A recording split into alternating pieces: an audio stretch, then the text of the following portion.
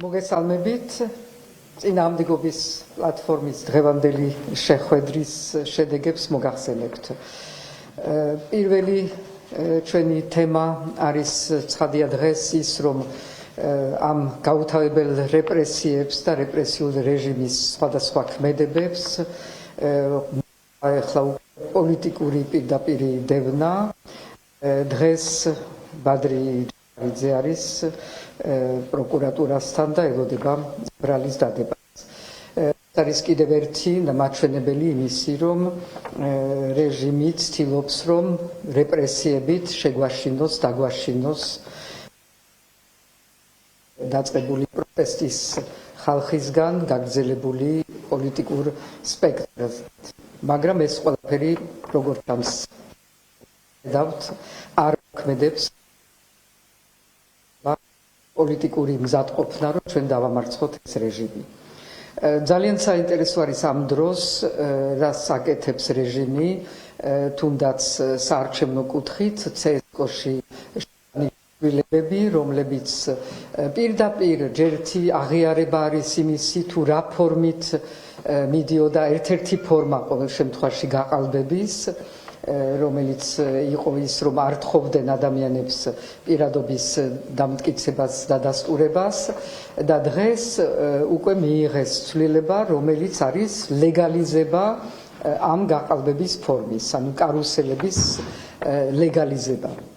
ეს მაჩვენებელი არის იმისი, რომ ძალიან ნერვიულობენ ერთის მხრივ და ემზადებიან არჩევნებისთვის, ვისაც აქვს ეჭვი, რომ იძულებული გახდებიან რაღაც მომენტში, რომ დანიშნონ საპარლამენტო არჩევნები, ჟობს უყუროს იმას, თუ რას აკეთებენ, თუ რამდენად ემზადებიან, ესე იგი იციან, რომ მოუწევთ არჩევნების დანიშნა და ამისთვის ყველა კუთხით, ეს არის მაქსიმალურად ყველაფრის დაზღვევა, მაგრამ ესეც არ გამოუვათ, მაგრამ ეს მისი ნიშანი არის ჩვენთვის, წინააღმდეგობის პლატფორმისთვის, რომ რასაც ვლაპარაკობთ იმაზე, რომ ჩვენს უნდა მზად ვიყოთ და მზადყოფნა ნიშნავს პირველ რიგში ის, რომ დამკვირვებლების ჯარი იყოს მომზადებული და დღესვე დავიწყოთ ამის მზადება, ეს არის სწორი გზა და ჩვენ ყველანი ერთად ამაში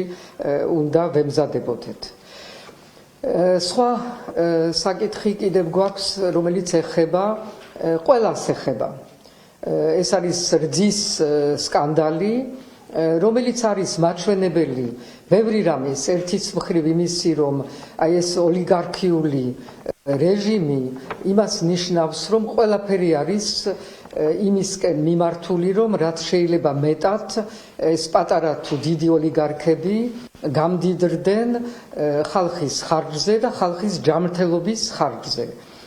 არაფერს არ უკვირდებიან და არაფერ ხებთ მათ და რატომ გვინდა ჩვენ ევროპა? სწორედ ამიტომ გვინდა ევროპა, რომ ადამიანი, მოქალაქე იყოს დაცული. არა მხოლოდ რაღაც რეგლამენტაციებით, რომელზედაც ხელი მოწერილი აქვს ქართულ ოცნებას ასოცირების ფარგლებში, ხელის მოწერა არ ყოფნის. მერე ეს უნდა შეასრულო, უნდა არსებობდეს ნამდვილი, დამოუკიდებელი სულსათისმმლელობის სააგენტო, რომელიც არ აქვს.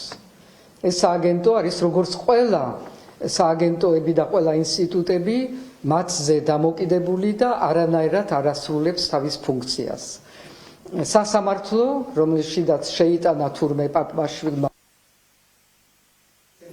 არ არსებობს. ესე იგი ადამიანი არაფრისგან არ არის დაცული და ეს აღმოჩნდა დღეს ძალიან ნათლად ამ სკანდალით, მაგრამ რამის ამავე დროს არსებობს სხვადასხვა მიმართულებით, იმიტომ ჩვენი პროდუქტი არანაირად არ არის დაცული. და კიდევ ერთი ამ საქმიდან გამომდინარე არის ძალიან სამწუხარო შედეგი, რომ აქ ამითი მიდის ჩაძირვა ერთ-ერთი ჩვენი პროდუქციის, თუ რომელიმე პროდუქცია არის, რომელიც არის სრულიად ქართული და არა იმპორტზე დამოკიდებული, ეს სწორედ არის პროდუქცია. ამიტომ ძალიან მაგნებულური სქემები არის აქ და ეს ყველაფერი თაღლითობის შედეგად და იმისთვის რომ ვიღაცეები კიდევ უფრო გამდიდრდნენ და ხალხის ხარჯზე მოხდეს ესა.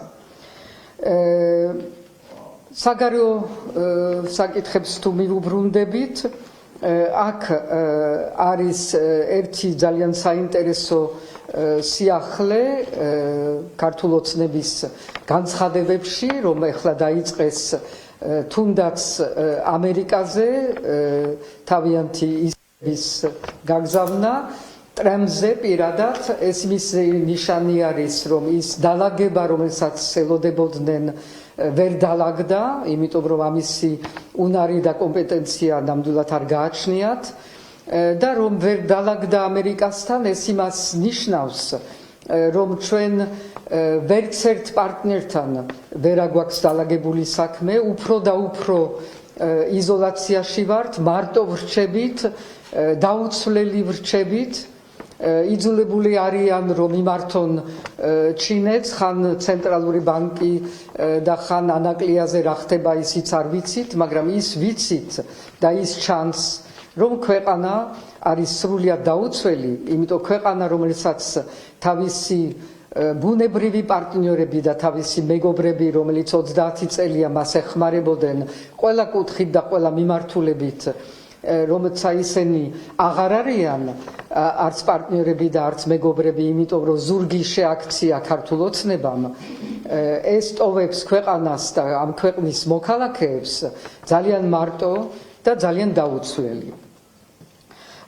და ბოლოს არ შეიძლება არ შევეხმიანოთ ჩვენ პლატფორმის კუთხიდან საზმაუსში მომხდარ კიდევ ეგრეთ წოდებულ არჩევნებს, რომელიც ფაქტი არის არჩევნები არ არის და კიდევ ერთხელ გავიმეოროთ, რომ ეს მდგომარეობა საზმაუსის, რაც გვაქვს დღეს, სრულიად დამოკიდებული და დამონებული საზმაუსი, რომელიც ემსახურება მხოლოდ ერთ პარტიას და იმ პარტიაში რამოდენიმე ადამიანს, ეს არ შეიძლება გაგრძელდეს და როგორც კი არჩევნები ჩატარდება და მოვა ახალი ხელისუფლება, პირველ რიგში, რაც არის გასაკეთებელი, არის ის, რომ ხალხს დაუბრუნდეს საზმაუსი.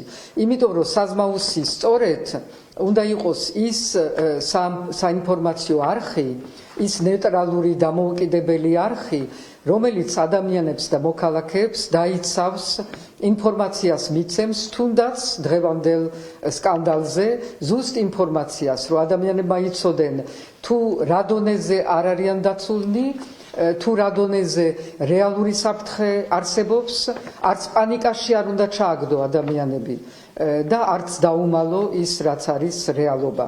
და ეს არის როლი საზმაუსის, რომელიც დღეს ნამდვილად არც ერთი მხრიდან ის არ ასრულებს.